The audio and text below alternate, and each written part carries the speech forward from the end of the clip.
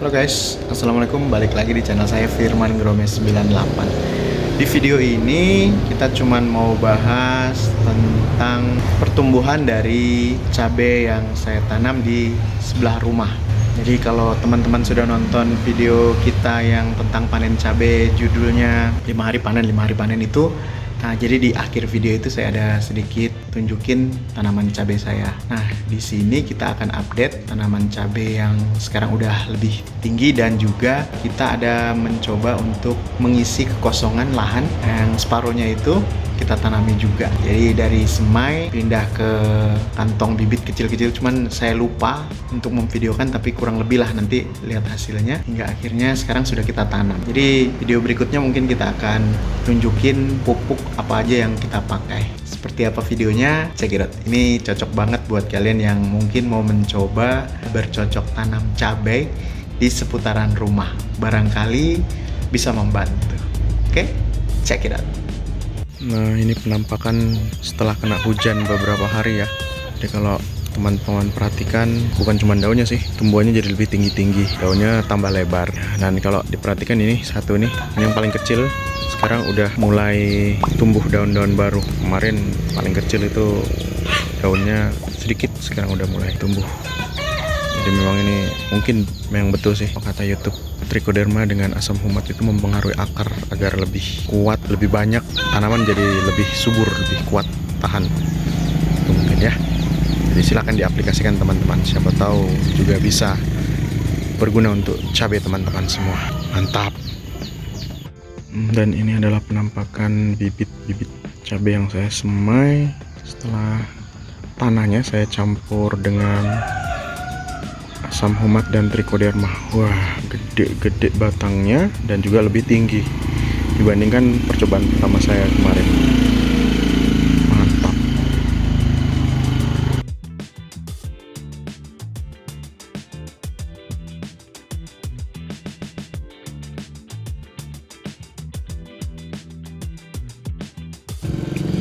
Nah, jadi ini adalah bibit kita yang sudah berhasil kita tanam. Saya lupa kemarin waktu masih ada di mana gelas-gelas itu, gelas semai itu, lupa untuk videoin ya. Jadi kira-kira kurang lebih seperti inilah hasil semai kita setelah kita pindah dari mangkok mangkok semai ke gelas-gelas semai, karena saya cuma bisa pakai gelas ya. Dan ini hasilnya daunnya lebih lebar ya dibandingkan metode tanam kita yang pertama. Nah, ini gambarnya. Kalau kalian perhatikan tuh daunnya kecil-kecil ya. Nah, kalau untuk tinggi kurang lebih sih tingginya ya. Ya, perhatikan ya. Nah, sebentar yang ini yang baru. Ini adalah hasilnya. Nah, ini baru 2 hari tanam ya, 2 hari setelah tanam. Hari ini hari Rabu ya. Nah, ini hari Rabu pagi. Ini kita tanam hari Senin sore. Nah, jadi kurang lebih aja sih daunnya memang sudah besar seperti ini. Jadi mungkin mikirnya ini sudah berapa hari ditanam, jadi mungkin daunnya lebih besar. Enggak, ini baru hari Senin sore kita tanam dan sekarang ini hari Rabu pagi ya, kurang lebih segini. Kalau untuk tinggi kurang lebih segini lah tingginya. Tingginya kurang lebih sih dengan lebih tinggi dikit lah ya, kurang lebih tinggi batangnya itu dari tanah gelas itu sampai daunnya kurang lebih segini. Jadi nggak terlalu tinggi juga sih kalau untuk tinggi dari bibit ini, tapi untuk daunnya lebih lebar, lebih besar-besar ya. Oke, sekarang kita pindah ke kebun dulu ya. Nah, ini yang sudah kita pindah ke tanah ya. Jadi ini di kebun kecil kita kemarin ya. Nih, tanaman kita yang kemarin udah pada tinggi-tinggi. Nanti kita bahas deh. Kita bahas ini dulu. Ya, kita bahas ini dulu. Nah, ini daun-daun yang tadi ya. Nah, ini kurang lebih. Jadi ini agak kecil dibandingkan tadi yang di luar ya. Mungkin ya nggak tahu ya, itu di polybag, ini di tanah. Jadi saya sengaja memang memisahkan 2 biji di polybag biar kita lihat apakah lebih subur di tanah atau di polybag. Nah, ini yang paling kecil nih. Ini sebenarnya nanamnya kemarin samaan. Cuman karena saya waktu mindahin dari pot semai ke gelas itu nggak tahu, mungkin apa ya, akarnya ada yang putus. Jadi satu daun ini setelah ditanam rontok. Jadi sisa satu daun ini. Nggak, akhirnya dia tumbuhnya agak lambat dibandingkan yang lain. Ini yang paling kecil jadinya. Nah, ini daun-daunnya lumayan besar ya. Ini juga main besar udah. mirip dengan yang di luar sana. Nah ini sama. Hari Senin semua kita tanam sore. Ya, nah ini gede nih. Gede. Ini daunnya juga gede, kan? Nah, ke sana. Ya. Jadi ada 15 di sini, 15 tanaman, cabai di luar 2. Ya, jadi pupuknya apa aja? Kalau waktu uji coba pertama kemarin saya nggak ngerti pupukan itu, jadi saya nggak kasih apa-apa. Saya kasih abu bakar itu, ya itu namanya fosfat alami sih. Saya kasih itu, kemudian saya kasih daun kelor, katanya juga bagus, dan juga saya kasih NPK. Jadi hasilnya cuman ya seperti kalian lihat ini. Nah itu nggak terlalu maksimal ya. Daunnya kecil-kecil, batangnya juga nggak setinggi ini. Dan ini yang terbaru setelah saya tahu sedikit, saya kasihnya di tanah itu sebelum tanam saya udah kasih yang namanya trichoderma dan asam humat ya. Jadi itu jadi asam humat dengan trichoderma, dan dosisnya sekarang saya kurangi ya. Kalau yang ini yang sebelah ini kemarin satu ember kecil itu, ember-ember yang dia pakai apa ya, kalau tukang-tukang itu, ember kecil tukang itu ya, itu saya kasih 2 sendok. Nah ini sudah saya kurangi 1 sendok makan trichoderma, 1 sendok makan asam humat. Jadi ya hasilnya seperti ini, bagus aja. Karena aplikasi biasanya yang saya nonton di YouTube itu 2 sendok makan itu untuk 1 tangki ya, 1 tangki spray itu 16 liter atau 20 liter, itu biasanya orang kayak gitu. Ini saya antam 2 asam humat sama trichoderma. Sebenarnya katanya kurang sih, yang kalau mau bagus katanya harus pakai fosfat, mau fosfat pupuk atau mau fosfat cair itu lebih bagus lagi kalau fosfat cair. Jadi yang bagus itu kata YouTube itu kalau mau nanam bibit begini itu harus ada fosfatnya. Fosfat itu biar tanamannya bisa lebih besar, akarnya juga lebih banyak. Nah, kemudian trichoderma itu apa namanya, agen hayati untuk kebaikan kesuburan tanaman ini. Kemudian asam humat itu untuk menetralkan pH-nya, menaikkan pH. Kalau dia asam jadi pH-nya lebih bagus, menaikkan pH, menggemurkan tanah juga. Jadi gunanya itu, jadi akar lebih banyak, lebih luas, dan tanahnya juga gembur. Jadi itu gunanya. Makanya kok daunnya jadi lebih besar. Mungkin itu sih alasannya. Sebenarnya saya baru mau rencana mau beli apa namanya, fosfat cair. Nah, jadi karena adanya cuman trichoderma dengan asam humat saya kasih ini. Nanti insya Allah kocor kedua saya akan kasih fosfat cair ya, karena ini saya tanam besok paginya saya kasih trichoderma sama asam humat. Sebenarnya kemarin waktu gali pertama sih ya, kalau ini kemarin gali langsung tanam ya lubangnya. Kalau ini enggak, saya sengaja gali dulu, saya biarkan, kemudian saya kasih asam humat sama trichoderma. Setelah selesai saya semai, tumbuh dan pindah, baru saya pindah lagi, baru saya kasih lagi.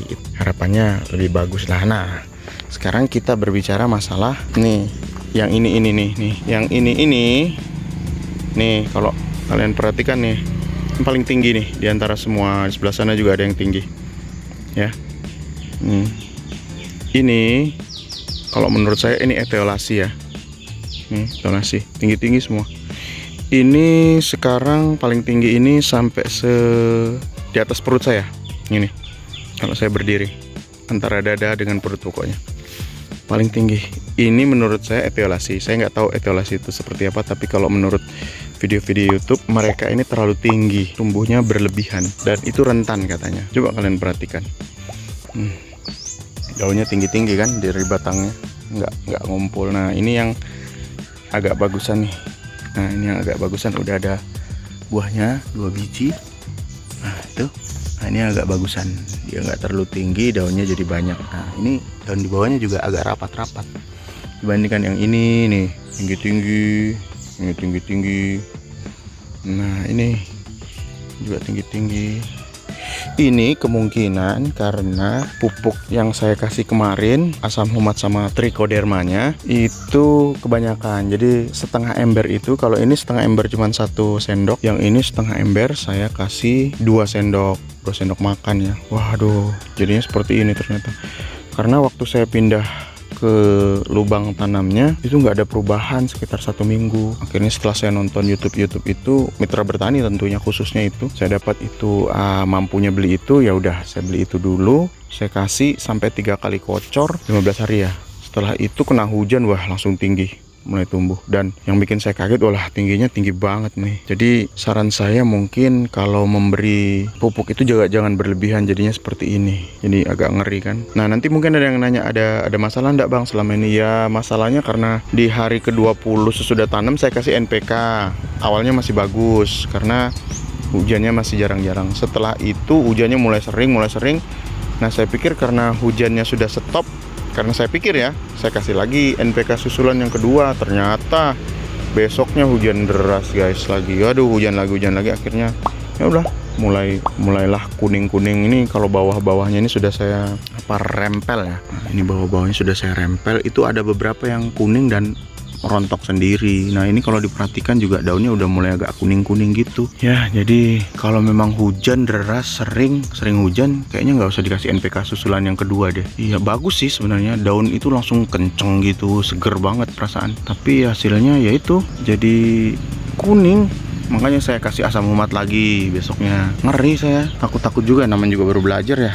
Makanya sekarang saya mau beli itu fosfat cair, Vitaron SL itu sama Kalha. Jadi nanti saya akan kasih ke sini kalau memang sudah Kalha itu kan untuk menetralkan kalau pH-nya tinggi karena hujan ya. Asam humat juga sih sebenarnya, cuman ada kalsiumnya kalau Kalha itu. Jadi katanya lebih bagus lagi biar dia nggak terlalu tinggi pH-nya. Karena kalau pH tinggi daunnya bisa rontok, bisa kuning, gampang terserang penyakit. Kalau penyakit bang ada nggak selama ini? Nggak ada sih, ini robek-robek ini karena kena hujan. Tapi ada juga sih yang keriting-keriting dulu sempat, tapi ya sembuh lagi. Sudah saya semprot pakai asam humat. Nah ini baru sekali saya kasih kalinet ya, karena sudah mulai berpecah pang. Yang kecil-kecil kayak gini nih lambat banget pecah pangnya. Makanya saya hajar aja sudah kasih kalinet. Mau jadi apa enggak terserah dah. Tapi alhamdulillah malah pecah pang semua nih yang kecil-kecil. Mungkin karena kurang gizi ya. Dan kalau ditanya apa jamur apa mas? Apa bang? Ada jamur enggak? Ada tungau-tungau enggak? Trip-trip itu ada sih. Cuman kalau saya sudah periksa begini, saya lihat ada, saya kasih lagi pakai mangkosep ya. Saya kasih mangkosep sama tri apa gitu, satunya lagi saya lupa, gantinya risotin. Pokoknya saya kasih itu 2, sama insektisidanya dari Bayer saya lupa, sama satunya apa gitu. Nanti ada saya tampilkan aja lah foto-fotonya. Itu saya campur semua, saya kasih dah. Nah, namanya juga baru belajar, karena kalau yang di YouTube Mitra Bertani itu kan disiram ya, di sini dikocor ya. Saya kasih kocor juga, jadi setelah saya semprot semua masih ada sisanya, saya semprotkan ke akar-akarnya biar nggak tumbuh yang namanya jamur. Nah ini kalau kalian perhatikan juga ada lalat-lalatnya, nggak tahu ini lalat buah atau lalat apa nih. Itu ada lalat kan. Itu yang juga saya takutkan, nanti mereka membawa ini penyakit. Nah ini kalau kalian perhatikan nih. Nah ini juga ada yang rusak. Saya nggak tahu kenapa rusak, mungkin ya karena jamur atau apa. Tapi alhamdulillah cuma satu ini, dan ini sudah tidak parah lagi ya. Dari awal tetap seperti ini. Saya hantam pakai itu insektisida dengan fungisida itu. So apakah ada efek lain bang? Ada nih. Saya juga takutnya setelah saya hujan-hujan terus nih, daunnya sudah mulai menghitam. Nah ini udah beberapa yang rontok ini. Nah ini juga, ini sudah mulai menghitam nih bibit-bibitnya, ya kan? Apa sih? Tunas air. Ini sudah mau. Kalau ini sudah agak hitam, ini mau menghitam. Yang ini juga ini ada yang hitam nih. Ya. Ini kemungkinan kalau menurut saya kurang pupuk. Jadi saran saya, ini menurut saya pribadi ya. Saran saya kalau sudah pecah pang, kasih kalinet. Karena dia butuh nutrisi lagi untuk pembuatan bunga dan juga calon buah. Jadi memang dia butuh pupuk. Makanya kasih pupuk kalinet. Kalau nggak dikasih pupuk jadinya begini, hitam. Nah makanya kalau ngelihat di Mitra Bertani lagi, kalau sudah hitam rontok itu takutnya ya nanti akan seperti itu terus. Maksudnya apa ya? Tunas air yang muncul akan mati lagi. Jadi sebaiknya ditambahin pupuk susulan suplemen, yaitu Vitaron SL itu. Nah, kalau Vitaron SL itu menjaga hijau daunnya itu tetap stabil dan merangsang pertumbuhan tunas-tunas air. Nah, makanya saya mau kasih itu. Kemudian kalau fosfatnya fosfat cair gunanya untuk mempertahankan kondisi dan kestabilan dari cabenya, batangnya, biar tidak gampang terkena hama. Nah kalau kalhanya nanti gunanya untuk tanahnya, jadi tetap via semprot juga sih. Kalau kalha itu katanya bisa buat semprot, tapi maksudnya dia lebih karena ada kalsiumnya, jadi mempertahankan kondisi tanaman juga. Jadi nanti mungkin kalsium akan sebagian saya ikutkan semprot ya, semprot daun. Jadi Kalinet, Vitaron, fosfat cair sama kalha itu akan saya campur, 4 ini saya semprotkan. Nah nanti kalsium atau kalhanya terpisah sendiri tanpa campuran yang lain, saya akan kocor ke tanahnya, ke batang-batangnya. Itu sih, nanti kita update lagi hasilnya seperti apa. Oke, jadi itu dulu. Nih kalau nggak percaya nih tingginya ya. Nah ini antara perut sama dada saya. Ya tingginya. Aduh, ini tinggi sekali, yang paling tinggi.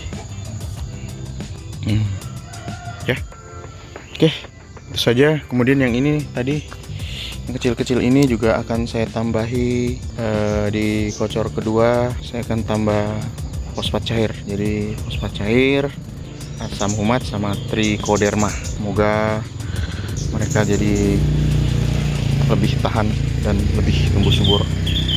Dan kurangi dosis trichoderma sama asam humat guys. Tuh nih kecil nih, kasihan kecil sendiri, biar dia nggak etiolasi seperti nih kakak-kakaknya, senior-seniornya ini. Oke, itu saja guys update dari kami. Jangan lupa subscribe, like, dan juga komen ya. Tetap jaga kesehatan dan selalu berbagi informasi, semoga bermanfaat untuk kita semua. Yang mau komen boleh komen di bawah, siapa tahu bisa saya jawab ya. Assalamualaikum, sampai jumpa di video-video selanjutnya. Nah ini contoh daun yang keriting nih. Nih daunnya juga ada keriting. Kalau ada keriting gimana bang? Kalau saya sih selama ini ya saya hajar pakai asam humat sama itu, adanya itu. Tapi kalau nanti sudah ada Vitaron SL, kayaknya untuk daun-daunnya dihajar deh pakai Vitaron SL. Nah ini juga sudah ada bercak-bercak kuning ya. Nah ini bercak-bercak kuning. Jadi kalau bercak-bercak kuning gini katanya juga ya efek hujan. Jadi saran saya pakai Vitaron SL untuk memperbaiki gini. Jadi dia akan mengembalikan kesuburan hijau-hijau daunnya dan akan memicu ya tunas air untuk lebih banyak lagi, untuk meregenerasi tunas air ya. Nih keriting-keriting kayak gini nih dulu waktu kecil ya ada. Makanya kalau di Mitra Bertani itu setelah ditanam 15 hari kocor, itu 3 kali kocor ya, 15 hari itu. Setelah itu harus disemprot insektisida dan asam amino sih, anti stresnya tanaman. Cuman aduh, asam amino mahal banget guys. Asam amino botol kecil gini kalau nggak salah botol 50 cc atau 100 ml 50 ml atau 100 ml ya, harganya 50 ribuan. Aduh, udahlah, nggak usah lah pakai yang begitu, yang itu aja lah pokoknya. Nanti kita review lagi apa yang saya pakai ya. Siapa tahu ada yang mau tanya, boleh lah saya jawab nanti apa-apa aja yang saya pakai. Oke guys, itu aja guys. Semoga berhasil, semangat. Selamat mencoba. Assalamualaikum.